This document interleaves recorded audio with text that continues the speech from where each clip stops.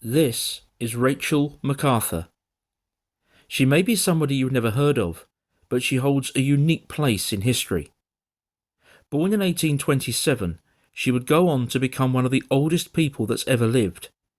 She also became something of a minor celebrity, had royal connections, and has left the world a very special collection. Part of my fascination with history is that I like to collect and protect historic items whenever I can, and I'm delighted to say that I've recently come into possession of Rachel MacArthur's unique documentary archive, and in this video I'd like to share that with you, and also her story.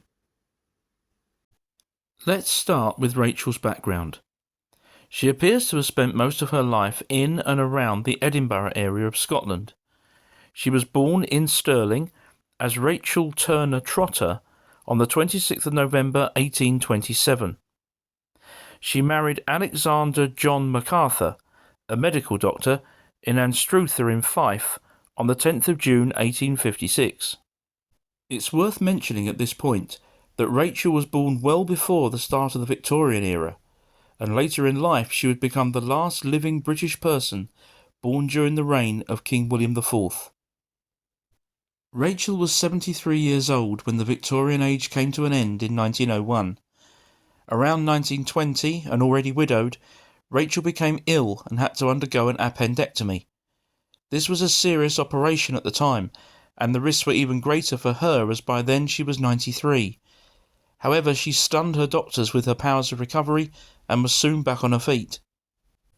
By 1927, Rachel was living in Edinburgh and approaching her 100th birthday.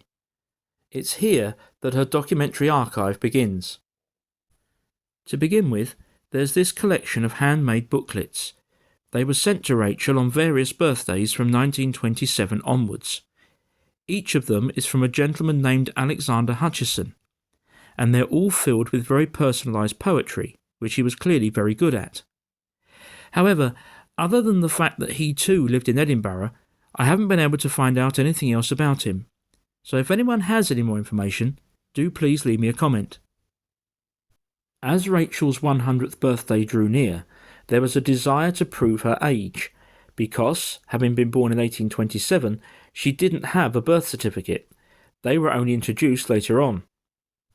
So, the General Registry Office in Edinburgh was contacted, and thankfully they had in their records the parish registers for Stirling. From that, they were able to prove her date of birth, and this certificate was issued. In 1930, Rachel turned 103, and interest in her great age was growing. She appears to have been very involved with her local church, St. Serph's in Edinburgh, and the moderator there at the time, the Reverend George Wright, was already in communication with Buckingham Palace.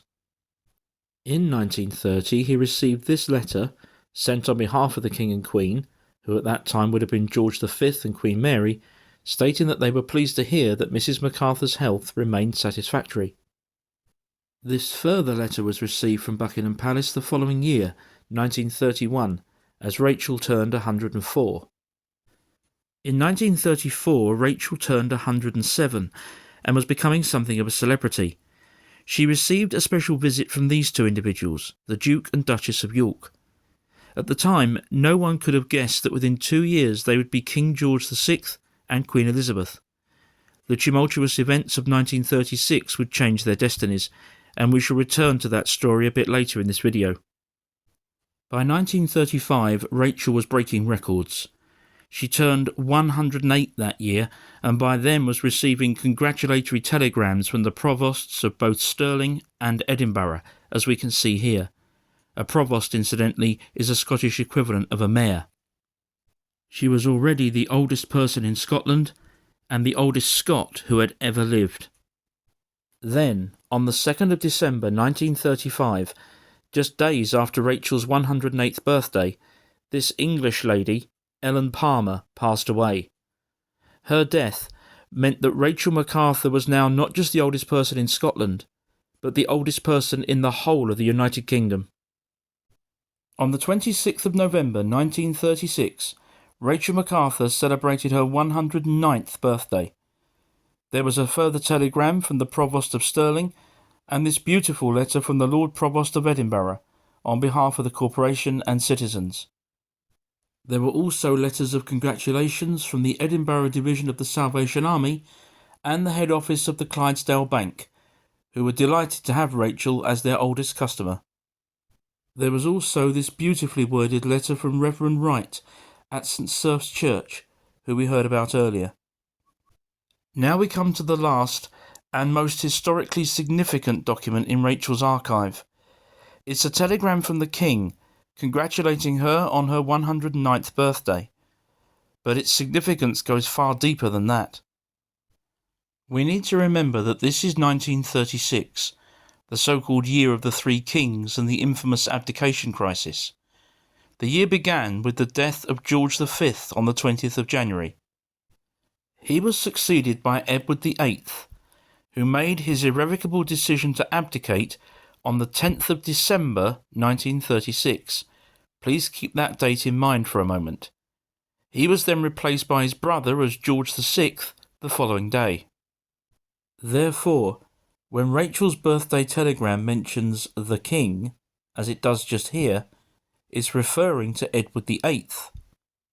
Furthermore, Rachel's birthday was the 26th of November, as shown here on the telegram's postmark.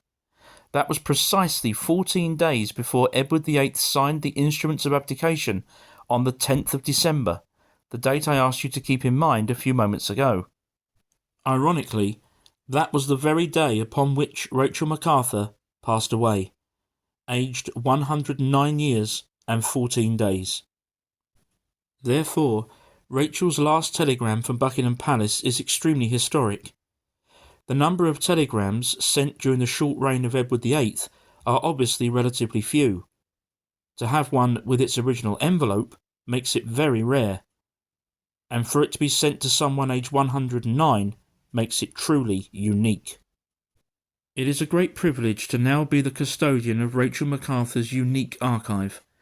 As a part of my collection, it will remain both protected and respected.